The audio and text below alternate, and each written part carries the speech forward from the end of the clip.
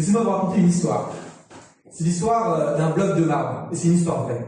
Elle se passe pendant la période de la Renaissance. C'est un bloc de marbre qui est taillé d'une des plus prestigieuses carrières d'Italie. Et ce bloc de marbre est destiné à un appel magnifique, grandiose. Ça doit devenir l'une des sculptures principales de la future cathédrale de Florence. Bel avenir, beau potentiel. Mais pourtant, alors que le bloc de marbre est taillé, les spécialistes sont formels. Je vous lis leur diagnostic. Ce bloc est mal dégrossi. Il n'est pas assez compact. Il présente beaucoup trop de veinures. Et par-dessus tout, il est très étroit. Bref, il ne convient pas du tout aux sculptures de la Renaissance. Alors certains des meilleurs sculpteurs de l'époque se sont quand même essayés à la tâche, mais ils ont vite jeté l'éponge. Et ce bloc de marbre a fini dans l'une des cours de la ville de Florence. Je sais pas pour vous, mais moi ce bloc de marbre, il me rappelle à bien des égards le peuple d'Israël dans la Bible.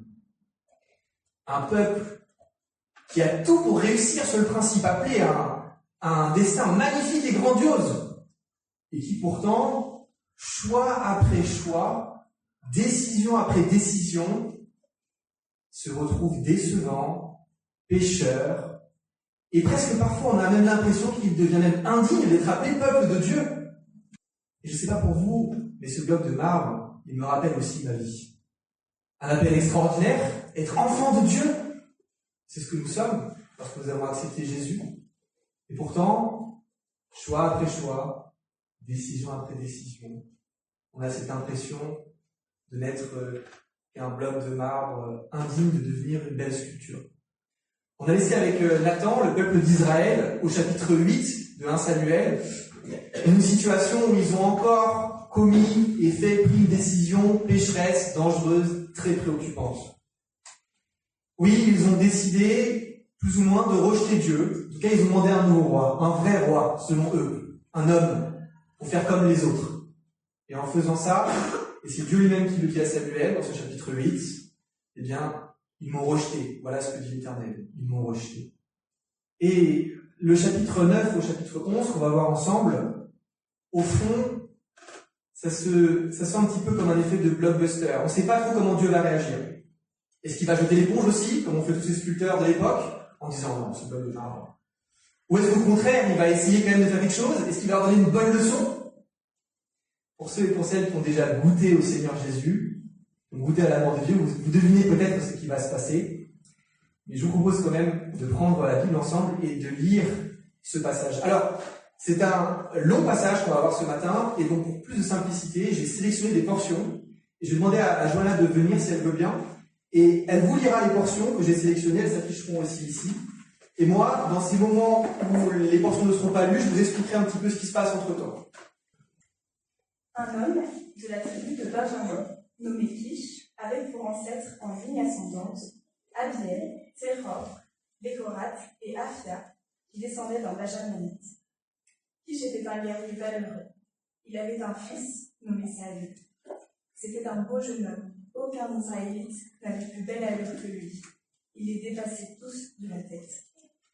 Un jour, les ânesses de son père s'égarèrent, et Kish lui dit : « Mon fils, emmène l'un des serviteurs et part à la recherche des ânesses. » Voilà donc Saül avec le serviteur qui partent à la recherche de ces ânesses perdues, sauf que les jours passent et ils n'arrivent pas à les retrouver. Alors le serviteur de Saül lui dit : « Je crois que dans la ville, pas très loin, il y a un prophète de Dieu, il s'agit de Samuel, on pourrait aller le consulter et peut-être que lui pourrait nous aider. » Ils montèrent donc à la ville.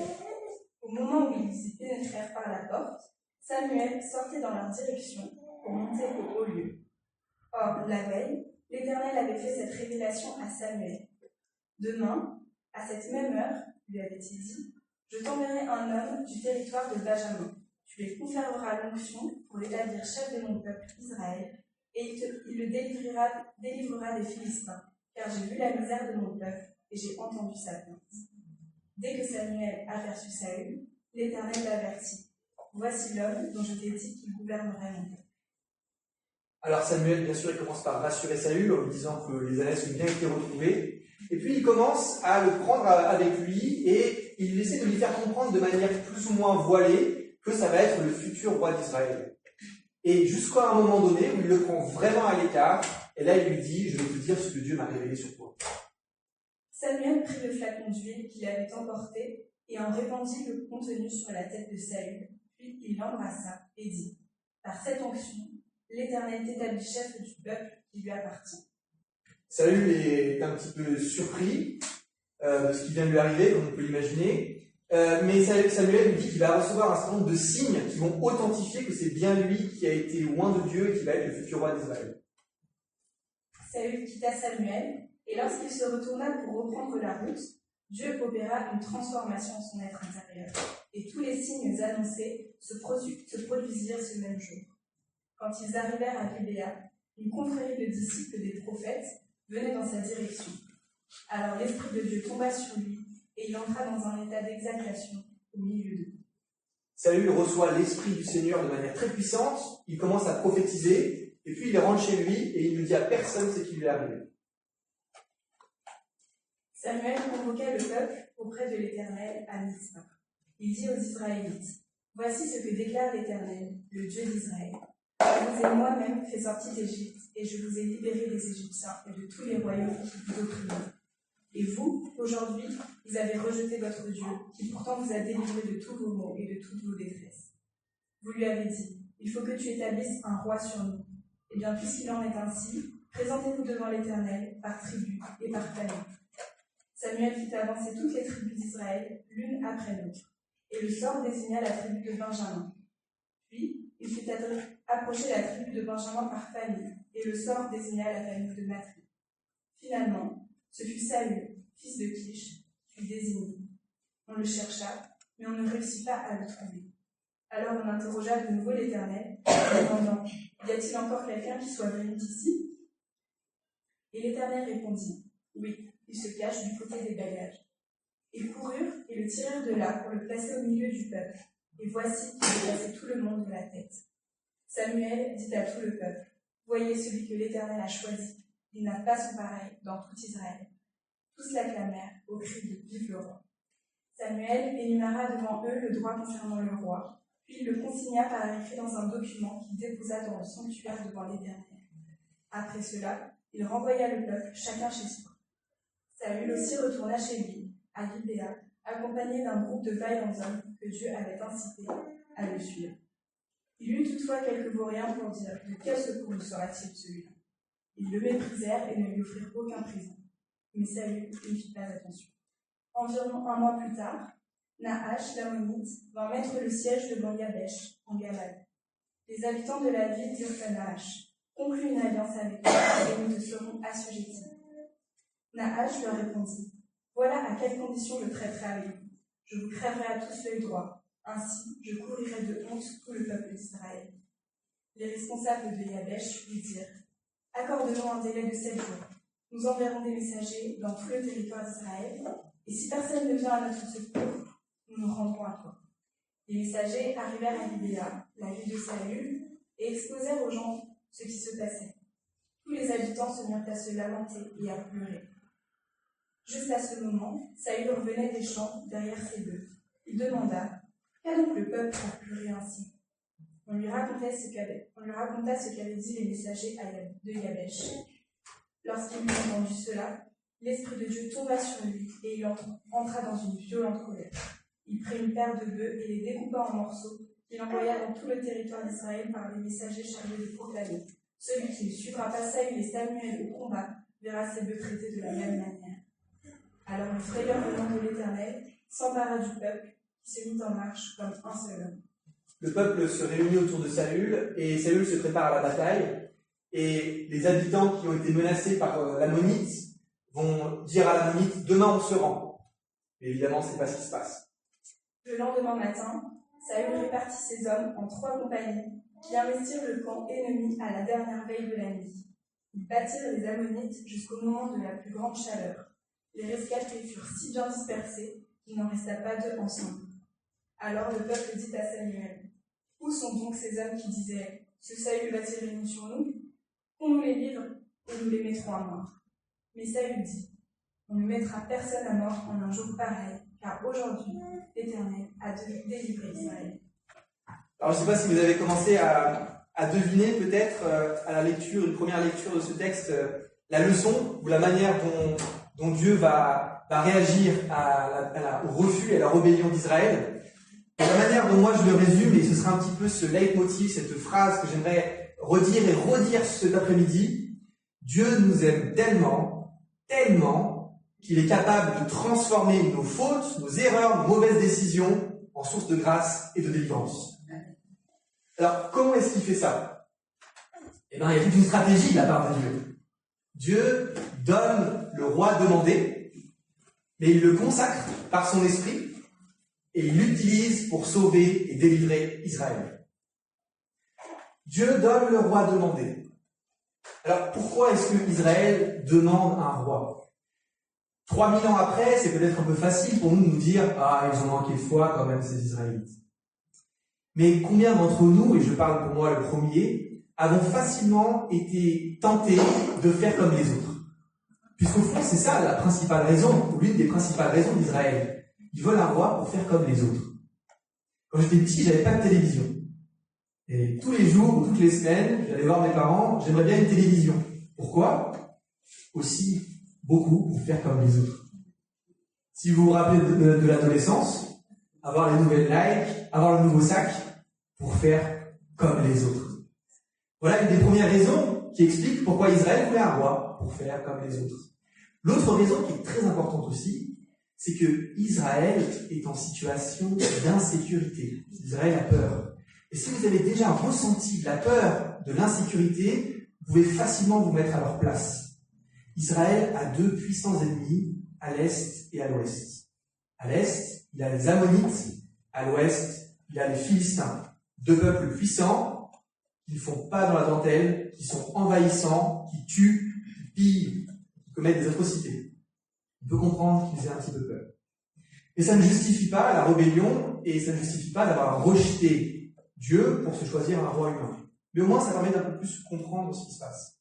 Alors, comment réagit Dieu à cette demande? Il l'accepte. Et il se choisit un homme, Saül. On a lu du coup ces premiers versets, verset 1 au verset 3. Quelles sont les caractéristiques de ce Saül? Il descend d'un benjaminite qui est un guerrier valeureux. Il est beau, il est jeune, il est grand, et le grand revient, il est grand. Et il a des ânesses. Voilà ce qu'on sait. Et vous savez quoi? Ce sont beaucoup de caractéristiques, je pense, qu'on recherche naturellement chez un leader, et qu'on recherchait encore plus à l'époque. Parce qu'à l'époque, c'était souvent la guerre. Et le roi, il allait devant le peuple et il se battait. Et c'était toujours rassurant de savoir qu'on avait un grand baraquet jeune qui en imposait avec du charisme. Je suis tombé sur des études qui montrent que même encore aujourd'hui, une personne qui est belle et qui participe à une élection politique a 15% de vote en plus. Une personne qui est grande a beaucoup plus de chances d'être élue. Ce ne sont pas simplement des choses qui passaient à l'époque d'Israël, et ça marche encore aujourd'hui. L'apparence, ce qui frappe les yeux. Et Dieu choisit un roi qui répond à cette demande d'Israël, d'avoir un beau gosse, jeune et grand. Il les dépasse tous d'une tête. Une tête, c'est beaucoup.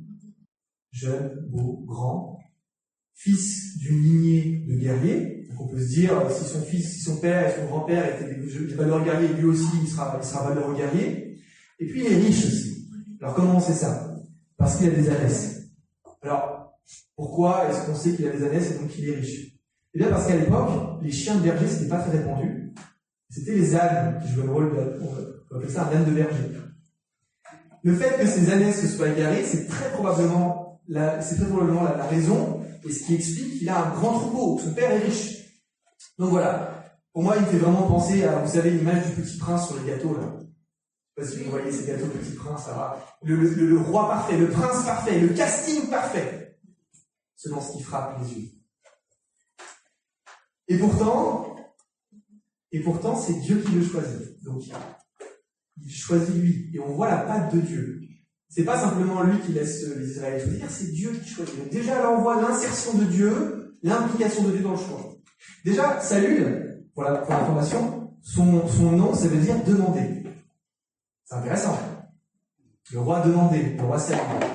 Très intéressant.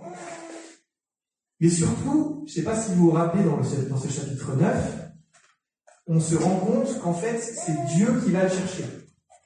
Il le dit à Samuel, il dit, tu vas voir un jeune homme qui va venir. Tu iras à sa rencontre. Ensuite, qu'est-ce qui se passe? Il le loin et il lui envoie son esprit. Ensuite, qu'est-ce qui se passe? Il le fait tirer au sort et sélectionner parce que tout le peuple est réuni. On voit que c'est Dieu qui est au contrôle. Dieu qui donne le roi demandé. Et déjà, on sent ici cette idée que face à la rébellion d'Israël, Dieu aime tellement son peuple qu'il se met en œuvre, qu'il se met en action pour que le péché se transforme par l'action de Dieu en une grâce et une bénédiction. Dieu donne le roi demandé. Mais il ne se contente pas simplement de donner le roi demandé. Il le consacre par son esprit. Et ça, c'est la deuxième partie, quelque part, de ce passage qu'on a vu, qu'on a lu un petit peu ensemble.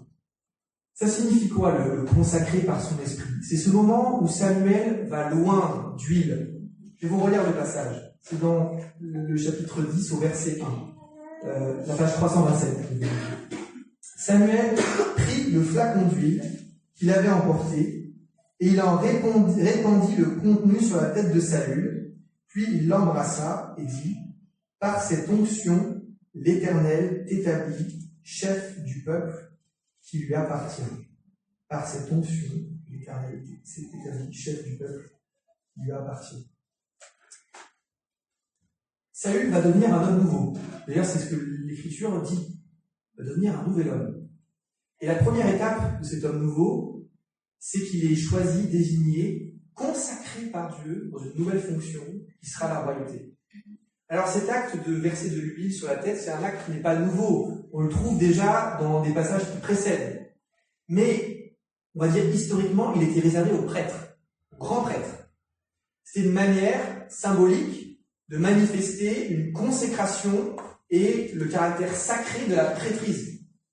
Et là, pour la première fois, c'est utilisé pour un homme pour qu'il devienne roi. Qu'est-ce que cela veut nous dire pour nous? Cela veut nous dire que là, Dieu, il décide de consacrer une royauté, de devienne sa royauté à lui, mise à part, sanctifiée, consacrée. Il le choisit comme un des modes où il va agir et conduire Israël. C'est très important aussi de prendre en compte que c'est Dieu qui choisit, c'est Dieu qui consacre.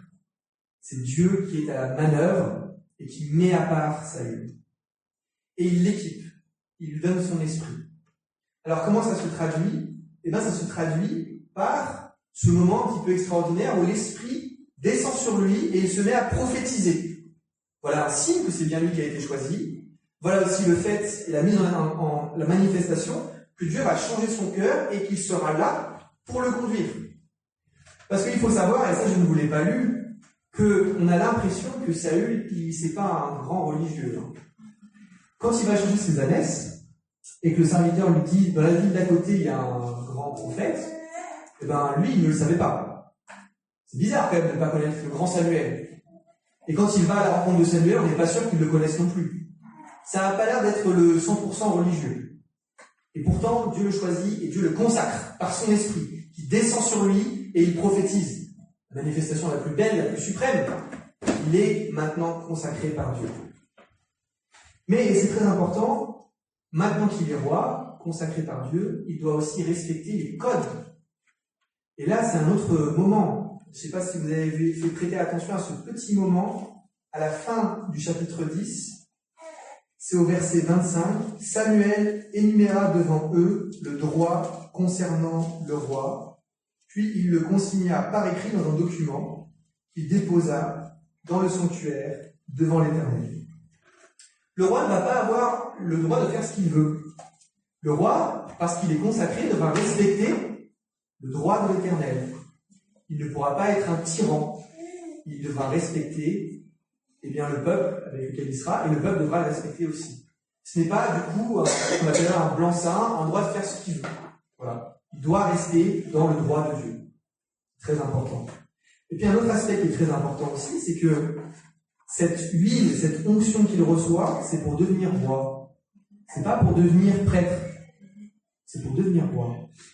Et vous le verrez par la suite, Saül va commencer à vouloir s'arroger tous les pouvoirs, et des pouvoirs qui ne lui ont pas été confiés, notamment le pouvoir de prêtrise. Ça va être une des raisons pour lesquelles ça se finira mal pour lui. Il est consacré roi, il n'est pas consacré prêtre. C'est Dieu qui est aux commandes, c'est Dieu qui pose ses règles. Point à la ligne. Dieu donne le roi demandé, mais il le consacre par son esprit. Il devient un homme nouveau. Et du coup, on arrive à cette troisième étape, où ça va être le grand moment de test, pour voir si ce roi va être à la hauteur des enjeux. Et ça commence avec un test assez difficile quand même. Nahash l'Ammonite qui vient menacer une ville d'Israël. Alors Nahash l'Ammonite, on le sait par la suite, c'est un roi, c'est le roi des Ammonites, donc ce fameux peuple qui est aussi ennemi d'Israël. Si vous voulez une métaphore un peu footballistique, je ne sais pas si c'est le football, on va dire que Nahash l'Ammonite c'est un peu une équipe de Ligue 2 et les Philistins c'est un peu une équipe de Ligue 1. Et Israël, on ne sait pas encore le niveau d'Israël. A priori, vu les échecs précédents, c'est pas d'un très grand niveau. Et donc là, ça va être l'occasion de vérifier entre les deux rois lequel va être le plus puissant. D'un côté, on a Nahash, un roi qui a probablement de l'expérience, qui tient un peuple d'une main de fer. Et qu'est-ce qu'on a comme caractéristique de Nahash? On voit qu'il est cruel, il n'hésite pas une seule seconde à vouloir crever les yeux de tous les hommes de la ville. C'est quand même très cruel. Il est cruel parce que non seulement il veut leur crever les yeux, mais il le fait aussi pour les humilier. Alors pourquoi c'est une humiliation d'avoir l'œil droit crevé? Bon c'est déjà l'humiliation en soi de se faire crever un œil. Mais symboliquement à l'époque, ne me demandez pas pourquoi, j'ai vraiment pas compris pourquoi, mais en tout cas c'est quelque chose qu'on retrouvait dans d'autres passages de l'écriture, notamment chez Zacharie. Avoir l'œil droit crevé, c'est un signe d'humiliation extrêmement violent.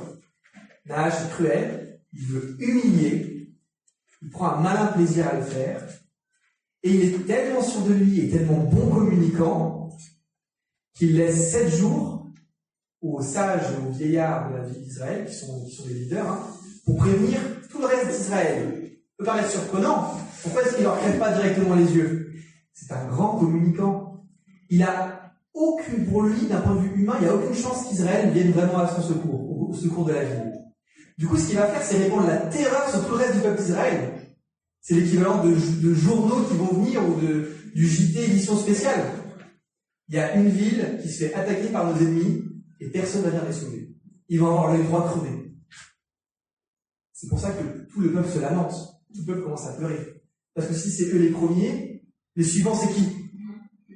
Nahash est un très bon communicant, un fin homme politique, un homme cruel, à la tête d'une armée qui est quand même relativement puissante.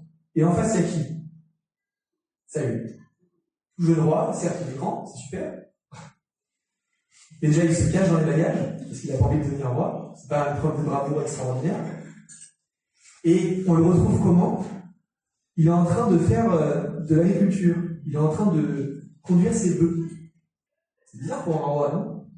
Alors, au début, quand j'ai lu ça, je me suis dit, ouais, c'est beau, Saül, il est proche du peuple, il n'a pas pris la grosse tête. Certes, pourquoi pas? Mais imaginez-vous, par exemple, Zelensky, donc le président de l'Ukraine, qui vient de se faire élire, et qui sait que la Russie va bientôt l'envahir, et qui, plutôt que de se mettre en œuvre, à essayer de trouver une stratégie, etc., retourne vendre des moutons, planter des choux. Alors si j'avais été citoyen ukrainien et que Zelensky avait fait ça, je me serais dit que j'ai pas fait un bon choix. C'est un peu ce qui se passe ici, c'est lui qui retourne bêcher sa terre comme à l'époque, comme si c'était pas un roi. Ça paraît quand même mal commencé cette histoire. Mais heureusement, lorsqu'il apprend ça, l'Esprit de Dieu descend sur Saül. Cette fois-ci pas pour qu'il prophétise, mais pour qu'il défende le peuple d'Israël, qu'il rende la justice et qu'il le défende face à ses ennemis. Et là, on voit un Saül complètement transformé par l'Esprit de Dieu, qui fait lui aussi un coup de com' extrêmement sanglant, qui peut nous paraître un petit peu choquant, où il va découper un de ses bœufs, le couper en 12 portions et l'envoyer aux différentes tribus, en disant, si vous ne vous réunissez pas, voilà ce qui va vous arriver. En faisant ça, lui aussi, c'est un bon communicant, inspiré par Dieu, parce qu'il renvoie, pour ceux qui connaissent un petit peu ce passage, dans un passage de Juge, où dans la même ville, d'ailleurs, à Gibéa, eh bien, il y avait une femme qui avait été découpée en morceaux, très cruelle, très glauque, pour menacer et pour dire à quel point cette ville de Gibéa était remplie de malfrats. Bref, Saül reprend un petit peu cette méthode pour susciter la terreur et pour essayer d'unir ce peuple. Car oui, ce peuple est très désuni. On le voit, la ville en question a été prête à faire un traité toute seule avec l'Ammonite. C'est comme si la ville de Marseille demain décidait d'entrer en guerre toute seule contre l'Italie ou contre je ne sais qui. Il y a une indépendance qui n'est pas révélatrice d'un pays uni. Donc Saül, ça part mal. Mais pourtant, il réussit par l'Esprit de Dieu à réunir le peuple. Le peuple se réunit comme un seul homme, saisi par la crainte du Seigneur. C'est ce qui est marqué, saisi par la crainte du Seigneur. Réunis comme un seul homme, partent pour lutter contre les Ammonites et ils en sortent victorieux. Donc le test est plutôt réussi a priori. Le test est plutôt réussi. Et ce qui s'opère à ce moment-là, et c'est là où c'est très intéressant, c'est la manière dont Saül réagit à cette victoire. Je vais vous lire juste ce petit verset. C'est au verset 13. Saül dit, on ne mettra personne à mort en un jour pareil, car aujourd'hui, l'Éternel a délivré Israël. Nous arrivons ici, quelque part, au moment le plus puissant de cette phrase que je vous répète depuis tout à l'heure. Notre Dieu nous aime tellement qu'il est capable de transformer nos fautes en source de grâce. Pourquoi? Eh bien parce que le roi d'Israël, qui devait être le remplaçant de Dieu, qu'est-ce qu'il dit? L'Éternel a délivré Israël. C'est toujours le même roi qui règne. Et le roi Saül se positionne comme un instrument dans les mains du vrai roi, et non pas comme celui qui vient remplacer le roi des rois. Il se positionne comme un instrument. Et Dieu a utilisé cet instrument par son esprit pour délivrer Israël de ses ennemis. Notre Dieu nous aime tellement qu'il est capable de transformer nos fautes en source de grâce. Vous vous souvenez de l'histoire du bloc de marbre dont je vous parlais tout à l'heure? Eh bien, ce bloc de marbre, il y a un autre sculpteur qui s'y est intéressé, Michel-Ange. Et il a relevé le défi. Et ce bloc de marbre, qui n'avait rien a priori pour réussir, c'est devenu le bloc de marbre qui a donné la statue de David. Pour ceux qui s'y connaissent un petit peu en sculpture et en art, c'est l'une des plus belles et des plus connues sculptures, les sculptures les plus connues du monde aujourd'hui, de David. L'Éternel, notre Dieu, a joué ce rôle de Michel-Ange pour Israël, et il joue aussi aujourd'hui ce rôle de Michel-Ange pour nous.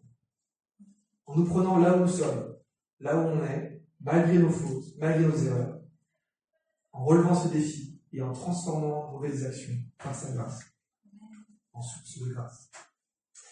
L'histoire ne s'arrête pas là pour Israël, parce que ce roi Saül, et peut-être que vous le savez, en tout cas je l'ai évoqué et ça a été évoqué tout à l'heure, eh bien ce roi Saül, lui aussi va commencer à faire n'importe quoi. Et passer ce moment où il a très bien réussi, eh bien ça ne va pas continuer comme ça par la suite. On pouvait s'en douter déjà un petit peu dès ce moment-là. Pourquoi? Eh bien parce qu'il y a une prophétie qui est faite dans la Genèse. C'est à la fin de la Genèse, Genèse 49, je vais vous lire l'extrait, où Jacob prophétise sur ses fils. Et il dit dans cette prophétie que Benjamin, dans la tribu de Benjamin, il y aura des rois, mais il dit que dans la tribu de Juda, il y aura le roi dont le sceptre ne tombera jamais. Je vous lis le passage. C'est dans Genèse 49, au verset 1. Le sceptre ne s'écartera pas de Juda, et l'insigne de chef ne sera pas ôté d'entre ses pieds, jusqu'à la venue de celui auquel il appartient, et à qui tous les peuples rendront obéissance. Pour ceux qui connaissent bien leur écriture, à ce moment-là, ils savent déjà que Saül, le benjaminite, ne sera pas, lui et sa descendance, roi pour toujours. Et donc il y aura un autre roi. Cet autre roi, c'est David. Le roi qui n'est pas demandé, mais le roi qui est choisi car il est choisi selon le cœur de Dieu. Mais David lui aussi commettra de nombreux mauvais choix, des horreurs, et laissera le peuple en attente d'un roi parfait, d'un roi puissant, encore plus puissant. Cette ombre du roi espéré, c'est Jésus-Christ. Pleinement Dieu, pleinement homme. Le roi ultime. Celui dont le règne ne prendra pas fin. Et c'est ça, ce à quoi nous sommes appelés encore aujourd'hui. Prêter allégeance au vrai roi. Roi des rois. L'accepter comme Seigneur, comme roi. Le laisser régner dans notre vie. Voilà ce à quoi nous sommes appelés. Pour conclure, j'aimerais vous laisser avec une question d'application. Une question pour continuer à méditer à travers ce regard de ce règne de Jésus dans nos cœurs. Quels sont les domaines de nos vies où nous rejetons le règne de Dieu tout en lui demandant de l'aide? Prenons ce temps ensemble, pas forcément maintenant, mais en semaine. Quels sont les domaines de nos vies où nous rejetons le règne de Dieu, où Dieu n'est pas roi, tout en lui demandant de l'aide? Est-ce que nous sommes prêts à changer notre comportement, à le laisser régner, contrairement au peuple d'Israël, et à le laisser aussi transformer de mauvaises décisions en source de grâce?